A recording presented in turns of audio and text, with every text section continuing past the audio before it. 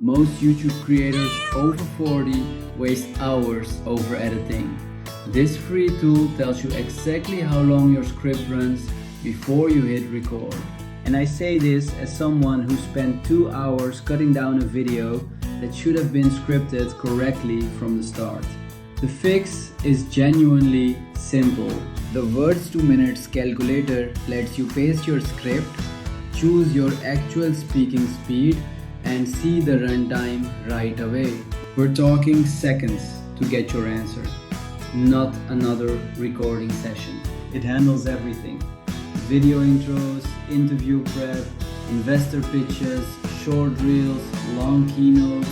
If you're aiming for a 10-minute YouTube video, you'll know before you film whether your draft lands at 9 minutes or 13.